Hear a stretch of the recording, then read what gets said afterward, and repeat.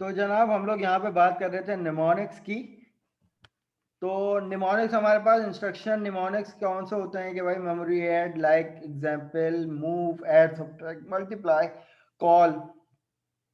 तो क्लास जो यहाँ पर हम लोग ये वाला जो मेथड यूज करते हैं ना कि कॉल, राइट एंड, तो इसमें जो कॉल है ये भी निमोनिक्स में आता है। और अभी हमने जो लेबल के लिए जंप यूज किया तो जंप ऑल्सो निमोनिक। तो यहाँ पे इसके पर्पस भी बताए हुए कि भाई मूव कर दो, असाइन एक वैल्यू टू अनदर, ऐड करवा दो दो नंबरों को, दो वैल्यू को, सब्ट्रैक्ट करवा दो एक वैल्यू को दूसरी वैल्यू से, मल्टीप्लाई करवा दो दो वैल्यू के दरमियान। जंप क्या करता है कि jump to the new location. Operand क्या होते हैं भाई?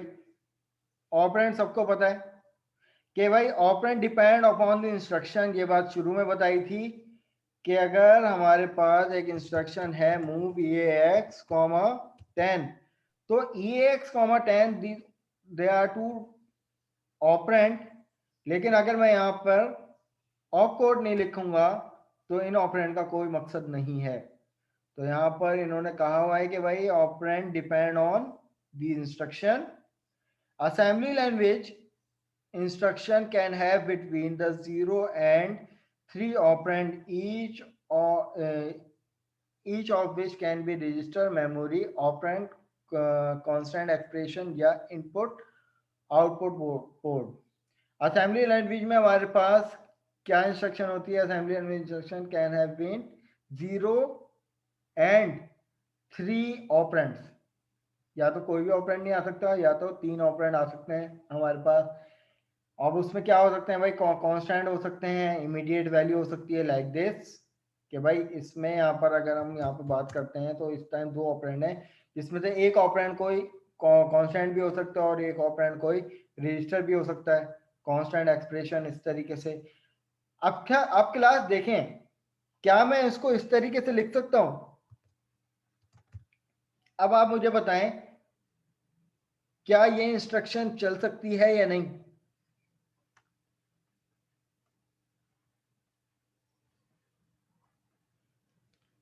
सोच समझ के बताइएगा।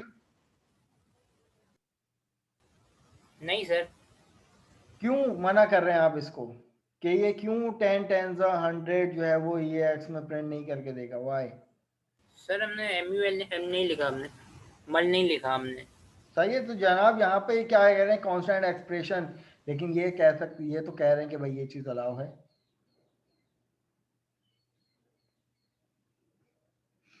तो यहाँ पर सर इसको बिल्ड करके देख लेते हैं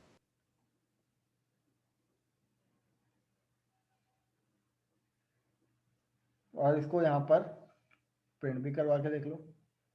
और यहाँ पर call wait message,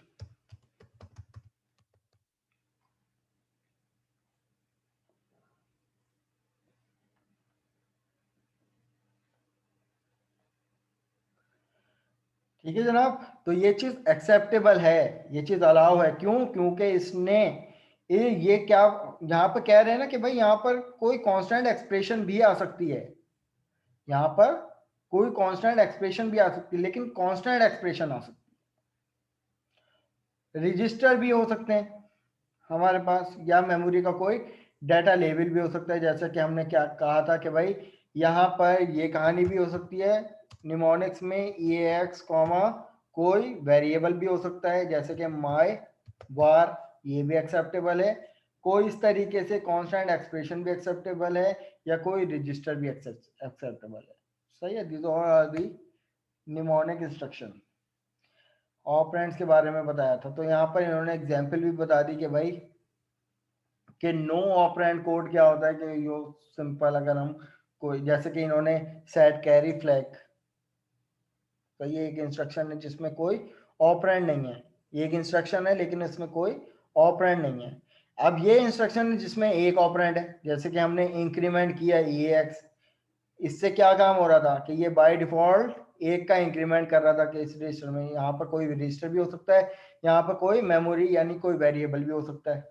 to operand वाली इंस्ट्रक्शन क्या है कि भाई एक निमोनिक, उसके बाद टू यहाँ पे ऑपरेंड की, या तो रजिस्टर भी हो सकते हैं या तो कोई एक रजिस्टर, एक मेमोरी यानी कोई वेरिएबल या कांस्टेंट वैल्यू भी हो सकती है, या कोई रजिस्टर या कोई इस तरीके से कांस्टेंट एक्सप्रेशन भी हो सकती है।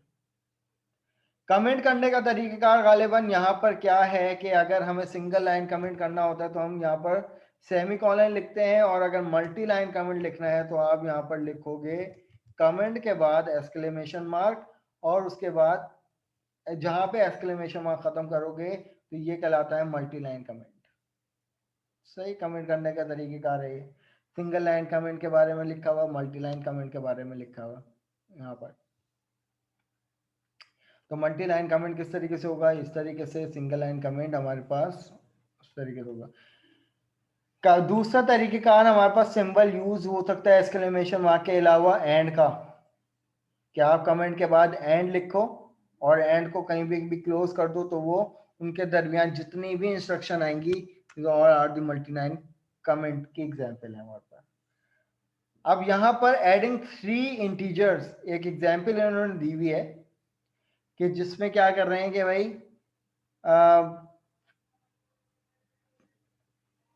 भाई मूव में एक इंस्ट्रक्शन लिख दी कि इतना बड़ा नंबर लिख दिया। इसका मतलब ये है कि भाई 10,000 की हेक्साडेसिमल वैल्यू EAX में स्टोर हो जाए। फिर क्या कर रहे हैं यहाँ पर कि EAX में 40,000 को क्या कर रहे हैं, ऐड कर रहे हैं। तो यहाँ पर EAX की वैल्यू क्या बन रही है, 50,000। फिर उसके बाद सब्ट्रैक्ट कर रहे हैं EAX की वैल्यू को, जो भी 50,000 की वैल्यू है उसको 20,000 से सब्ट्रैक्ट कर रहे हैं, तो 30,000 की वैल्यू हमें यहाँ पे मिल रही है। तो इस तरीके से ये आउटपुट जो हमें मिलेगा वो डंप रजिस्टर में मिलेगा। तो डंप रजिस्टर हमें हमारा आउटपुट ये वाली वैल्यू दिखाएगी। अब जो लैब नंबर 1 में आप लोगों को एक डायग्राम दिखाई थी कि भाई किस तरीके से हमारी असेंबली लिंकिंग और प्रोग्राम रन हो रहा है, तो वो कुछ ये वाली डायग्राम आप लोगों को दिखाई थी कि हमारे पास सोर्स फाइल होती है, उसके बाद लिंक हमारी ओबीजे फाइल क्या होती है, लिंक करवाती है लाइब्रेरी फाइल से। तो फिर हमारे पास एक एग्जीक्यूटेबल फाइल बनती है जो कि हमारा ओएस जो है उसको रीड करके आउटपुट दिखाता है। अब इन्होंने फाइल की लिस्ट दे दी कि भाई फाइल कंपाइल करने के लिए कौन कौन सी लिस्ट होती है, source code, address, object code, segments name, और ये हमारे पास सिंबल्स जो कि हम लोग यूज कर रहे होते हैं। तो एग्जांपल इन्होंने यहाँ पर ये दे दी। अब यूजर इनपुट किस तरीके से होगा अरवाइन में, असेंबली लैंग्वेज में, तो यहाँ पर हमारे पास बात आ गई यूजर इनपुट की कि there are many predefined function in Irvine give but we use some function as per requirement, जैसे कि call, write integer, write binary, write decimal, hexa. इसी तरीके से हम यहाँ पर यूजर इनपुट लेने के लिए ये वाले ऑपरेशंस, ये वाले फंक्शन यूज करते हैं जो कि अरवाइन के प्री डिफाइंड फंक्शन है। अब इसके बारे में क्लास याद रखिएगा कि जब भी यूजर से इनपुट कोई नंबर लिया जाता है तो वो बाय डिफॉल्ट किस में आके स्टोर होता है, EAX में। तो अब मैं इसकी एग्जांपल आप लोगों को करके दिखा देता हूं कि यहाँ पर एक इंस्ट्रक्शन लिखते हैं। मैं यहाँ पर एक इंस्ट्रक्शन लिखता हूँ। पहली बात तो ये है कि एक वेरिएबल में वार बाइट का एक वेरिएबल ले लेते हैं जिसमें एक स्ट्रिंग स्टोर करवा देते हैं कि भाई इंटर दी नंबर, कॉमा के बाद मैं यहाँ पर लिख देता हूँ 0। अब ये 0 क्यों लिखा, इसको भी अब हम डिस्कस कर लेते हैं। लेकिन यहाँ पर नोटिस कीजिए कि मेरे पास एक बार के नाम से वेरिएबल है जिसकी टाइप मैंने रख दी बाइट, जिसमें मैंने एक स्ट्रिंग पास करवा दिया। सबको पता है ये स्ट्रिंग होता है। अब क्लास स्ट्रिंग को प्रिंट करवाने के लिए हम डायरेक्ट ये नहीं लिखते कि भाई कॉल राइट स्ट्रिंग तो स्ट्रिंग प्रिंट हो जाएगा, नहीं। यहाँ पर हमारे पास इंस्ट्रक्शन होती है कि भाई move EDX comma offset. Offset के बाद हम यहाँ पर लिखेंगे वार। तो अब क्लास देखिए, ऑफसेट के बारे में हमने पीछे क्या पढ़ा था मैनुअल में कि भाई जब भी ऑफसेट लिखा जाता है किसी भी इंस्ट्रक्शन में, और यहाँ पर ये इंस्ट्रक्शन की टाइप क्या है, बाइट। तो अब क्या करेगा, क्या होगा यहाँ पर कि भाई ऑफसेट इस वेरिएबल का एड्रेस EDX में स्टोर करवाएगा। तो कीप दैट इन माइंड कि भाई अगर हमें स्ट्रिंग प्रिंट करवाना होता है तो हम यहाँ पर रजिस्टर कौन सा यूज करते हैं, डाटा, क्योंकि ये हमारा डाटा है ना, स्ट्रिंग है, यूजर कोई भी हमारे पास आउटपुट है। तो ये स्ट्रिंग की फॉर्मेट में, बाइट है इसकी टाइप, तो हमने एक वेरिएबल में ले लिया। ऑफसेट क्या करेगा, इस वेरिएबल का एड्रेस को उठाएगा, EDX में स्टोर कर देगा, और उसके बाद मैं यहाँ पे लिखता हूँ call right string. Call right string मुझे क्या, कॉल राइट स्ट्रिंग क्या करता है कि इसमें जो भी वेरिएबल का एड्रेस आता है उसको रीड करता है, और उस एड्रेस पे पड़ा हुआ जो भी डाटा होता है उसको प्रिंट करवा देता है। तो अब मैं अपने प्रोग्राम को यहाँ पर रन करता हूँ, कॉल वेट MSG। अच्छा, लाइन ब्रेक मैं चाहता हूँ कि भाई मेरे पास स्टेटमेंट के बाद लाइन ब्रेक होनी चाहिए, क्योंकि ये वाला जो मेथड है वो क्या देता है, प्रेस एनी की टू कंटिन्यू, होल्ड करवाने के बाद एक बाय डिफॉल्ट एक मैसेज जनरेट करता है। मैं चाहता हूँ मेरे इस स्ट्रिंग के बाद नेक्स्ट लाइन पे ये मैसेज आए। तो अरवाइन का एक प्री डिफाइंड फंक्शन होता है कॉल CRLF। इसका मतलब होता है कैरियज रिटर्न लाइन फीड। सी से कैरियज, R से रिटर्न, L से लाइन और F से फीड। तो अब यहां पर इसका आउटपुट देखते हैं क्या आता है।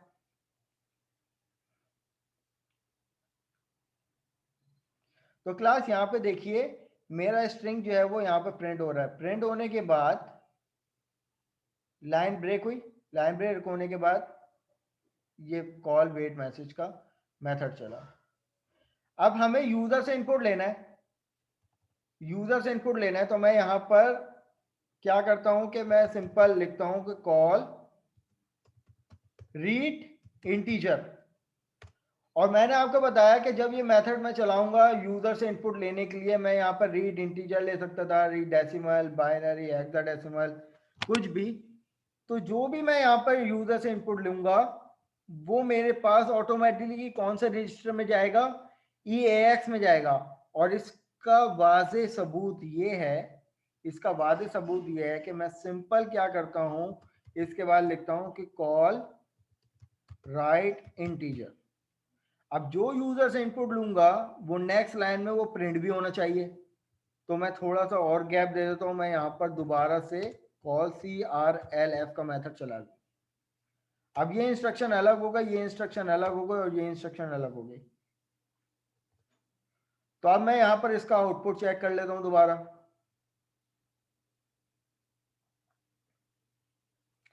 कि यहां पर यूजर से मैंने इनपुट लिया 10 और मैंने यहां पर प्रिंट करवा दिया। तो यहां पर इसने देखें कि यूजर से इनपुट लेने के बाद लाइन ब्रेक करी और उसके बाद फिर प्रिंट करवा दिया जो मैंने यूजर से इनपुट लिया। अब क्लास नोटिस कीजिए मैंने यहाँ पर डायरेक्ट लिखा था, कोई रजिस्टर यूज नहीं किया, कोई इंस्ट्रक्शन यूज नहीं किया, सिर्फ इसकी दलील ये पकड़ी कि भाई हाँ वाकई में जो यूजर से इनपुट लिया जा रहा है वो क्या है, वो EAX में जा रहा है। और ये इंस्ट्रक्शन किसको रीड करती है, ये EAX को रीड करती है। तो मैं इसी प्रोग्राम को दोबारा से डिबग करता हूँ और स्टेप बाय स्टेप इसकी इंस्ट्रक्शन देखते हैं। तो अब यहाँ पे देखिएगा कि EDX में जो वैल्यू गई है इस टाइम इस इंस्ट्रक्शन में, EDX में ये जो वैल्यू गई है ये क्या है, ये एड्रेस है इसका। एड्रेस स्टोर हो गया। तो कॉल राइट स्ट्रिंग ने क्या पकड़ा, EDX से इसका एड्रेस पकड़ा और उसकी वैल्यू जनरेट कर दी, पूरा स्ट्रिंग प्रिंट करवा दिया। अब हम क्या कर रहे हैं कि उसी लाइन पे यूजर से इनपुट ले रहे हैं कॉल रीड इंटीजर। तो अब ये मुझसे मांगेगा यूजर इनपुट, सही है। अब यहाँ पे मुझसे मांग रहा है यूजर इनपुट। क्लास मैंने यूजर इनपुट दिया 5। अब जैसे मैंने इंटर किया तो यहाँ पर देखिए EAX में क्या वैल्यू आ गई, 5 वैल्यू आ गई। यूजर इनपुट कहाँ गया, 5। यहाँ पे देखिए EAX में क्या वैल्यू आ गई, 5। अब जब मैं स्टेप ओवर करूंगा तो यहाँ पर कैरियर रिटर्न लाइन फीड ने क्या किया कि भाई लाइन ब्रेक कर दी, यूजर इनपुट 5 दे दिया, लाइन ब्रेक कर दी मजीद। और उसके बाद राइट इन किसकी वैल्यू को पकड़ता है, 5 की वैल्यू को पकड़ता है। तो यहाँ पर इसने 5 को दोबारा से प्रिंट करवा दिया। प्रिंट करवाने के बाद फिर स्टेप ओवर, फिर वेट मैसेज। तो ये मेरे पास आउटपुट कुछ इस तरीके से है। ये फलसफा किसको समझ में नहीं आया भाई,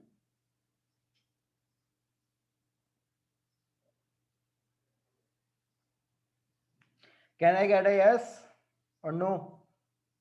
तो हम बेसिकली इस चीज को देख रहे थे कि भाई कॉल रीड इंटीजर हो या रीड डेसिमल हो, बाइनरी हो, हेक्साडेसिमल हो, This function is used to take the user input and pass the user input into the EAX register by default.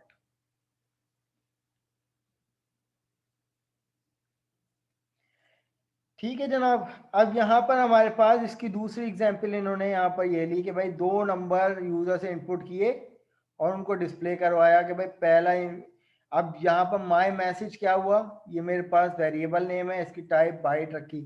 Class देखिए मैं आपको एक चीज बता दूं, स्ट्रिंग जो भी रखेंगे आप लोग बाइट में रखेंगे, स्ट्रिंग जो भी रखेंगे बाइट में रखेंगे। अगर आपने इसकी टाइप वर्ड करेंगे ना तो इससे इम्पैक्ट क्या पड़ेगा वो देख लेते हैं। मैं इसकी टाइप डी वर्ड रख लेता हूँ क्योंकि हम रजिस्टर ये वाले यूज कर रहे हैं। तो मैं यहाँ पर अपने प्रोग्राम को जस्ट बिल्ड कर लेता हूँ। तो यहाँ पे देखें constant value is too large. अब ये डी वर्ड क्या है कि लिमिटेड साइज है। अब ये स्ट्रिंग की वैल्यू क्या है हमारे पास, ये स्टोर नहीं करेगा, ये कह रहा है बहुत बड़ी वैल्यू है। तो आप इसको कर लो बाइट में। तो स्ट्रिंग हमेशा बाइट में हम लोग स्टोर करवाएंगे। तो यहाँ पर जब मैं इसको बिल्ड करवा लेता हूँ तो अब ये मुझे कोई एरर नहीं देगा।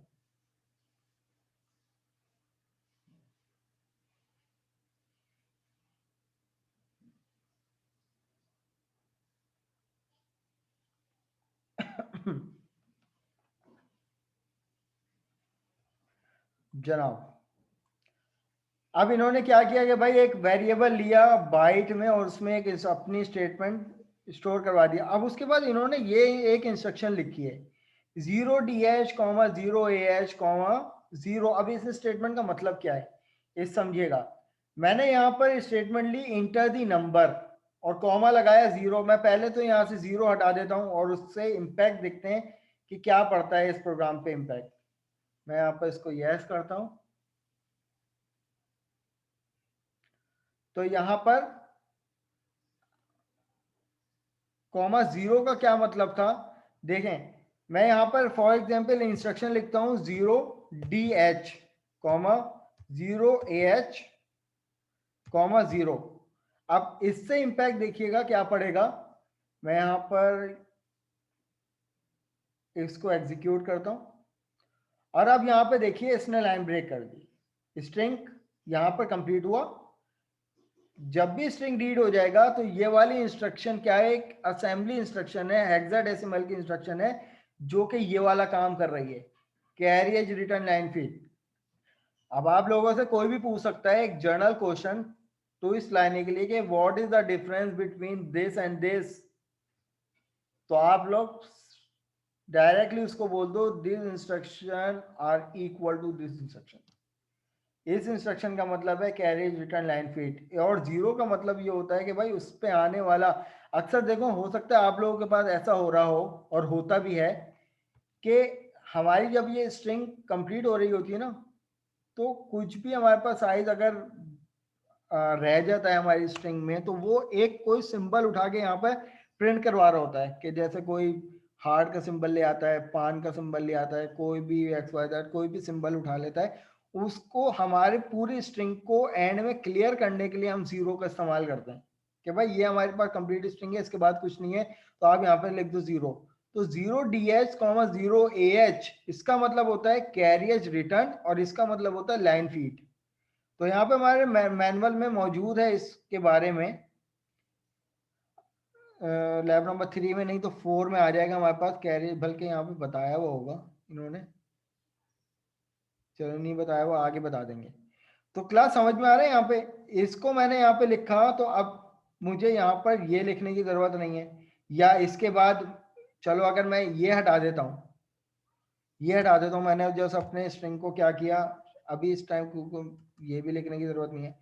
अब मैं चाहता हूं कि भाई जब स्ट्रिंग प्रिंट हो जाए तो नेक्स्ट लाइन में मैं यूजर से इनपुट लूं तो मैं यहाँ पर कॉल CRLF प्रिंट करवा दूंगा, तब भी मुझे यहाँ पर सेम आउटपुट मिलेगा कि अब स्ट्रिंग मेरे पास प्रिंट हो जाएगी और नेक्स्ट लाइन पे मुझसे यूजर से इनपुट मांग रहा होगा। मैंने यहाँ पर यूजर इनपुट दिया 13 तो यहाँ पर इसने +13 वैल्यू मुझे प्रिंट करवा के दे दी। तो ये हमारे पास इंस्ट्रक्शन, तो यहाँ पर भी इन्होंने ये वाली इंस्ट्रक्शन लिखी है कि भाई स्ट्रिंग प्रिंट हो जाए लाइन ब्रेक कर दो और फिर उस स्ट्रिंग को प्रिंट करवाने के लिए इन्होंने ऑफसेट का इस्तेमाल किया। ऑफसेट क्या करता है, इस वेरिएबल का एड्रेस ईडीएक्स में स्टोर करता है, कॉल राइट स्ट्रिंग उसको प्रिंट करवाने के लिए ईडीएक्स इसका एड्रेस लेती है और प्रिंट करवा देती है। फिर इस तरीके से उसी लाइन के बाद इन्होंने जब ये स्ट्रिंग प्रिंट हो गया तो अकॉर्डिंग टू दिस इंस्ट्रक्शन इसने लाइन ब्रेक कर दी। लाइन ब्रेक करने के बाद पहला यूजर से इनपुट लिया और उसको प्रिंट करवा दिया। फिर उसके बाद दूसरा स्टेटमेंट लिया इन्होंने। तो यहां पर इसी को अगर हम अपने इस प्रोग्राम से दें तो भाई इंटर द नंबर 1, मैंने यहाँ पे कह दिया इंटर द नंबर 1। अब मैं चाह रहा हूँ कि भाई मुझे कैरी रिटर्न लाइन फीड नहीं लिखना पड़े, नहीं लिख रहे, ये वाला भी नहीं लिख रहे। और उसके बाद हम डायरेक्ट पहले नंबर को यहाँ पे हमने प्रिंट करवा दिया। यहाँ तक की जो कहानी हो गई वो हमारे पास पहले नंबर के लिए हो गई कि भाई एक वेरिएबल था, इसको हम var1 कर देते हैं, यहाँ पर मैंने कर दिया var1। अब एक और वेरिएबल ले लिया मैंने var2 के नाम से, इसकी टाइप भी मैंने रख दी बाइट, और इसमें भी मैंने कह दिया कि भाई इंटर द नंबर 2।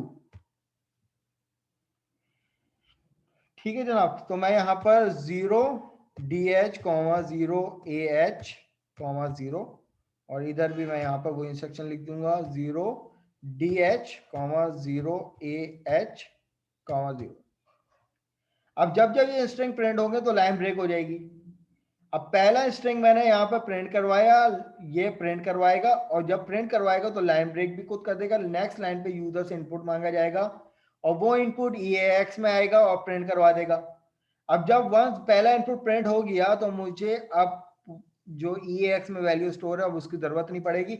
मैं दोबारा क्या करूंगा, यहाँ पर ये वाली इंस्ट्रक्शन को कॉपी करूंगा और यहाँ पर पेस्ट करूंगा, किसके लिए, वेरिएबल 2 के लिए।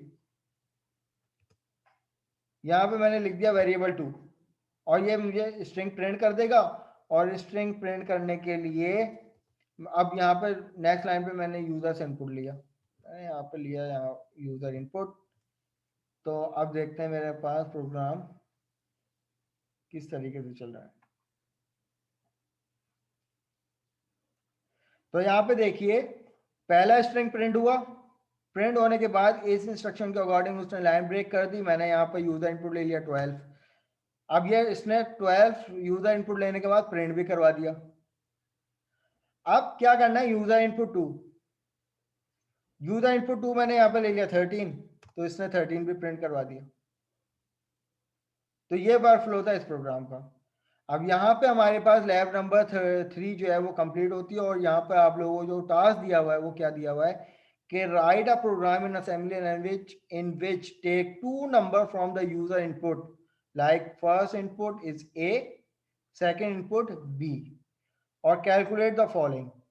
और आप लोगों ने जो 2 यूजर से इनपुट लेने के लिए पार्ट A में ये सॉल्व करना है, पार्ट B में ये सॉल्व करना है, पार्ट C में ये सॉल्व करना है, D और E में ये सॉल्व करना है। ये हो जाएगा भाई सबसे।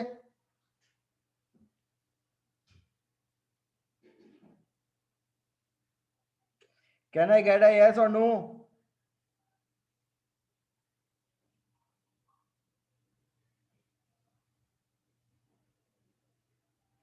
पावर नहीं है, बेसिकली ये 2 टाइम्स मल्टीप्लाई हो रहा है। ए स्क्वायर का मतलब ए की वैल्यू 2 टाइम मल्टीप्लाई हो रही है, बी की वैल्यू 3 टाइम मल्टीप्लाई हो रही है।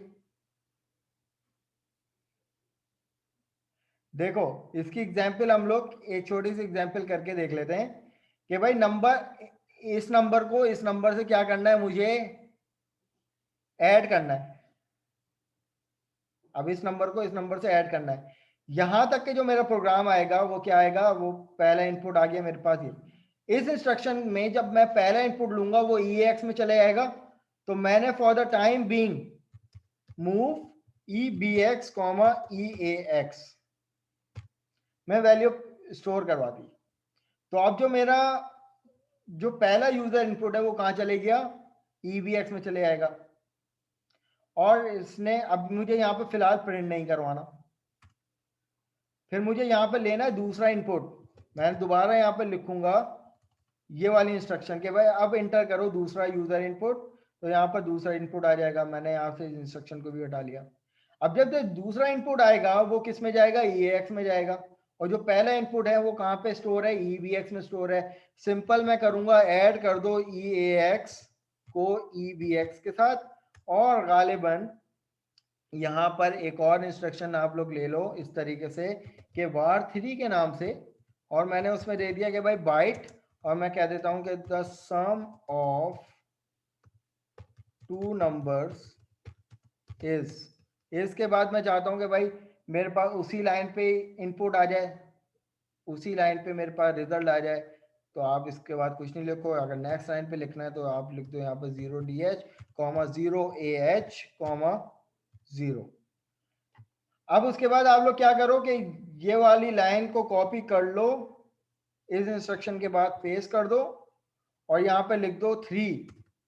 देन उसके बाद यहाँ पर लिखो कॉल राइट इंटीजर।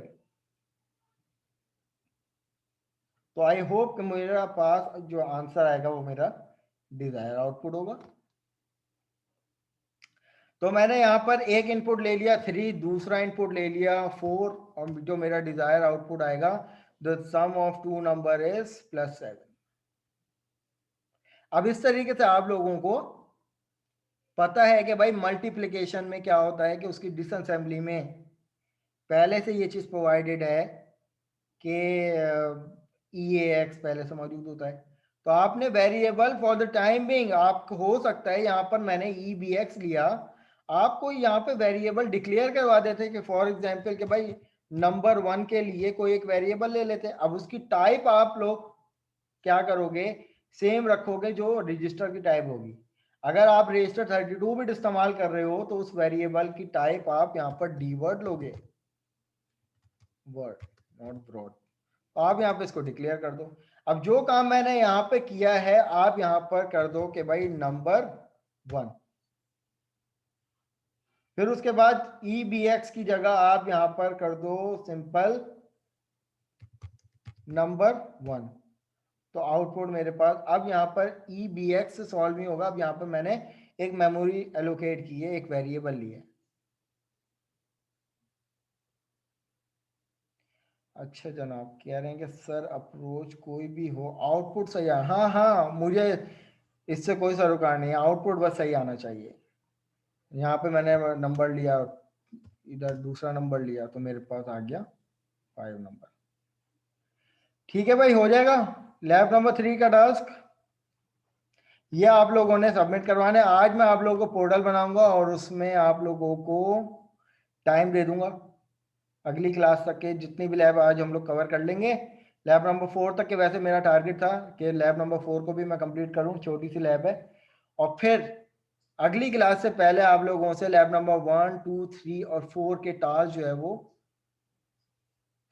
उसकी सबमिशन ले लो।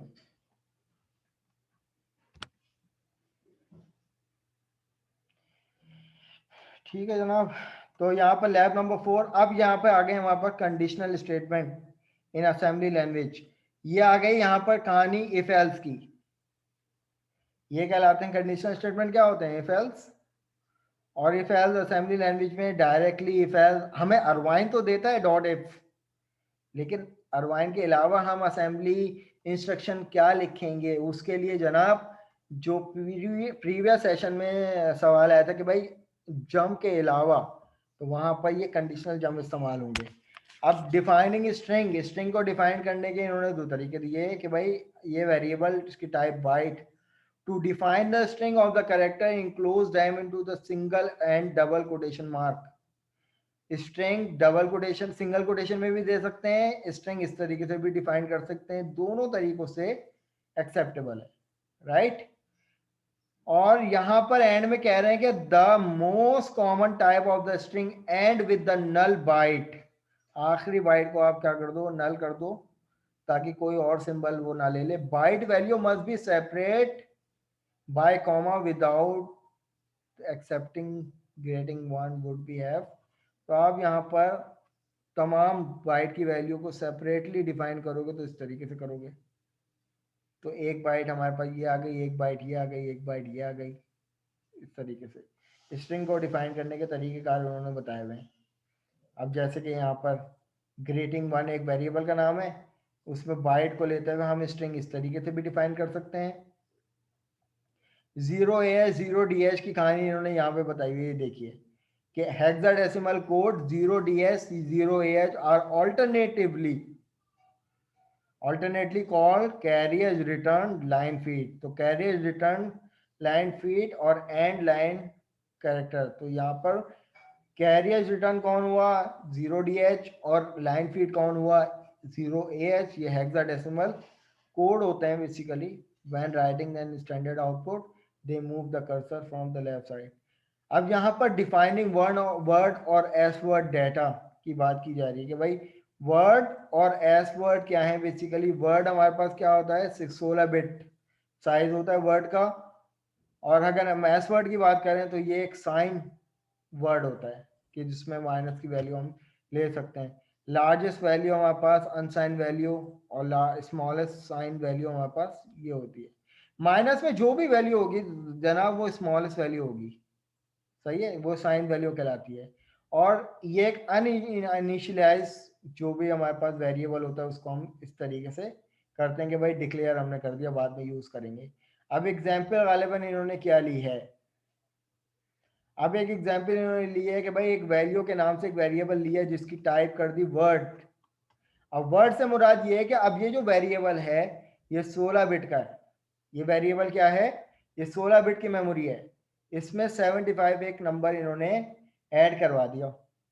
अब ये क्या कह रहे हैं कि भाई EAX के अंदर इन्होंने 0 स्टोर करवा दिया और उसके बाद ये कह रहे हैं कि भाई अब मूव करवा रहे हैं कि भाई AX। क्यों, क्योंकि यहाँ पे EAX नहीं आ सकता। हमने पिछले सेशन में देखा था EAX क्यों नहीं आ सकता, क्योंकि यहाँ पर रिस्ट्रिक्शन है कि operand must be the same size, operand same size होने चाहिए। अब वैल्यू क्या था हमारे पास वर्ड की टाइप क्या थी 16 बिट, और यहाँ पे AX रजिस्टर कौन सा है, ये 16 बिट का रजिस्टर है। आप यहाँ पर AX यूज करोगे, पूरा रजिस्टर यूज नहीं कर सकते। कॉल राइट इंटीजर, तो यहाँ पे इसकी एग्जाम्पल भी अगर आप लोग देख लो तो इन्होंने यही बताया हुआ इसमें कि भाई एक वैल्यू के नाम से एक वेरिएबल लिया हुआ है जिसकी टाइप है वर्ड, और 75 एक नंबर इन्होंने इसमें स्टोर करवा दिया। अब उसके बाद जनाब यहाँ पे कह रहे हैं ये लोग कि भाई एक इंस्ट्रक्शन इन्होंने दे दी थी मूव EAX, 0 के भाई चेक करने के लिए। फिर उसके बाद एक इंस्ट्रक्शन इन्होंने दी कि मूव AX, वैल्यू। अब इस इंस्ट्रक्शन का क्लास मतलब समझिएगा क्यों किया है इन्होंने इस तरीके से और इसका वर्क फ्लो क्या है। अब आपको पिछली लैब में भी एक बात बताई थी कि विजुअल स्टूडियो हमें 32 बिट का रजिस्टर देता है कि जिसमें से और कोई भी रजिस्टर हो जब भी उसमें वैल्यू पुश होती है तो उसके लोअर साइड में जाती है, यहां से वैल्यू पुश होना शुरू होती है आखिरी पॉइंट से, और यहां से आते आते इसका हायर साइड शुरू हो जाता है। अगर मैं इस पूरे रजिस्टर का हाफ रजिस्टर की बात करूं तो हाफ रजिस्टर क्या बनता है, आधा ये बनता है आधा ये बनता है। तो आधा रजिस्टर ये क्या हुआ, ये हुआ AX, ये क्या हुआ AX। अब ये वाली वैल्यू एज इट इज रहेगी। अब नोटिस कीजिएगा कि जब मैं पहले इंस्ट्रक्शन चलाता हूं तो इसने पूरे रजिस्टर को क्या कर दिया, 0 से इनिशियलाइज कर दिया। अब नोटिस ये कीजिएगा कि AX में जब वैल्यू 75 पुश होगी तो इम्पैक्ट जो पड़ेगा वो सिर्फ इतने रजिस्टर को पड़ेगा, और इस रजिस्टर अब ये पूरा 16 बिट का कंप्लीट रजिस्टर है। तो जब 75 वैल्यू जो पुश होगी तो इसका लोअर साइड 16 बिट का ये है और हायर साइड 16 बिट का ये है। तो जब ये वाली वैल्यू जब मैं स्टेप ओवर करूंगा तो यहाँ पे देखिए कि ये वाली वैल्यू जो है वो इसमें इसके लोअर साइड में पुश होना शुरू होगी। अब ये एक्सेप्टेबल है। अब जो मेमोरी ने, जो हमारे ऑपरेटिंग सिस्टम ने इस पूरे रजिस्टर को रीड नहीं किया, इसने सिर्फ इतने रजिस्टर को उठाया और इसके लोअर पार्ट में 75 वैल्यू के क्या कर दी, पुश कर दी। ये वाली बात कितनों को समझ में आती है, एक्नॉलेज कीजिए।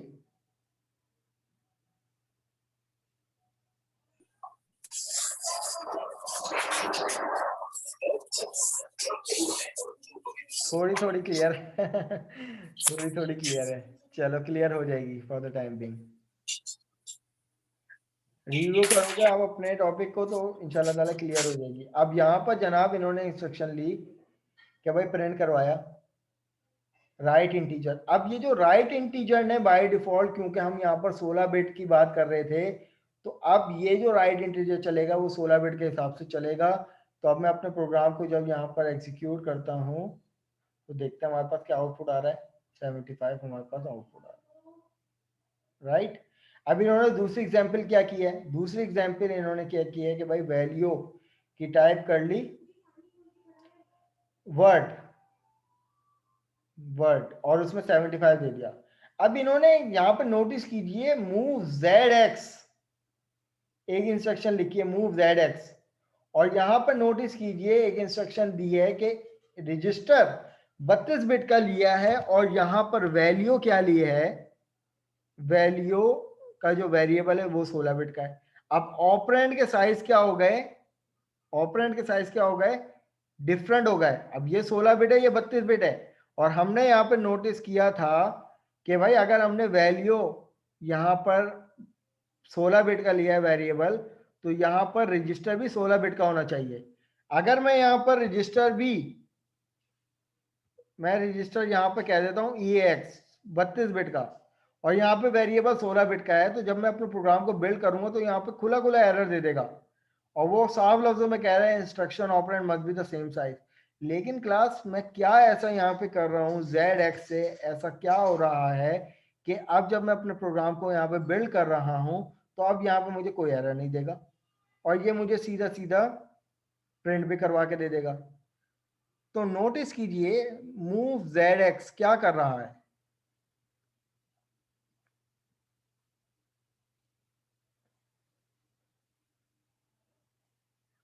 तो अब मैं यहां पर इसको इंप्लीमेंट करता हूं, ड्राई रन करके देख लेते हैं। पहले इंस्ट्रक्शन क्या है, 0 से इनिशियलाइज कर दी। दूसरे इंस्ट्रक्शन में क्या हो रहा है कि भाई वैल्यू का जो वेरिएबल है वो क्या है, 16 बिट का है। तो इस रजिस्टर में उतने नंबर ऑफ जीरो क्या कर रहा है, एक्सटेंड कर रहा है। इसका प्रोसेस, इसकी डेफिनेशन अगर आप लोग पढ़ोगे तो ये करता है कि भाई ये जीरो वैल्यू रजिस्टर में जो है वो जीरो क्या करता है, ये एक्सटेंड कर देता है। अगर साइज हमारे पास यहाँ पे छोटा साइज है और बड़े रजिस्टर में वैल्यू पास हो रही है तो हम ZX का इस्तेमाल करते हैं। तो ZX क्या करता है कि इस रजिस्टर में जो यानी इस वैल्यू में क्या करता है कि भाई जीरो एक्सटेंड कर देता है। जैसे कि यहाँ पे इन्होंने एक आधे स्टूडेंट ने यहाँ पर दिया कि भाई may be zero move ZX जो है वो EAX को जीरो कर रहा है। नहीं देखो, जीरो तो यहाँ पे कर रहा है, लेकिन यूं समझ लें कि ये इस इंस्ट्रक्शन में अगर मैं ZX नहीं लगाता तो वो हमें एरर दे रहा था कि भाई operand must be the same size. लेकिन सेम साइज क्योंकि यहाँ पे नहीं थे, ये 16 बिट का था, ये 32 बिट का था, लेकिन ZX क्या कर रहा है, इन दोनों को सेम साइज कर रहा है। इसका मतलब ये है कि भाई वो इस वेरिएबल को इसके मुताबिक बना रहा है कि इस वेरिएबल को एक्सटेंड कर रहा है। और एक्सटेंड क्या कर रहा है, Z का मतलब जीरो, के इस वेरिएबल के जो 32 जो 16 बिट को जो डबल कर रहा है, वो डबल क्या कर रहा है, वो जीरो से एक्सटेंड कर रहा है मेमोरी में, राइट। और उसके बाद दोनों को सेम साइज का बना रहा है और उसके बाद प्रिंट हो रहा है। तो इसकी डेफिनेशन भी आगे आएगी तो उसमें और क्लियर हो जाएगा। क्लास यहाँ पे सेशन हमारा जो है वो लेस देन अ मिनट रह गया है, आप लोग जल्दी से ज्वाइन कर लीजिएगा। तो हम लोग अपनी लैब नंबर 4 को वाइंड अप करके फिर अपने क्लास को एंड करेंगे। जी अभी फायदा आएगा, एंड में आएगा, अभी आगे आएगा फायदा। वैसे फायदा इसका ये है कि भाई आप इंडिपेंडेंट होके कोई भी वेरिएबल को इस्तेमाल करो, चाहे वो छोटा हो बड़ा हो, ZX लगा दो तो वो जिस टाइप का रजिस्टर आप यूज कर रहे हो उसी टाइप के उसी साइज का उस वेरिएबल को बना देगा।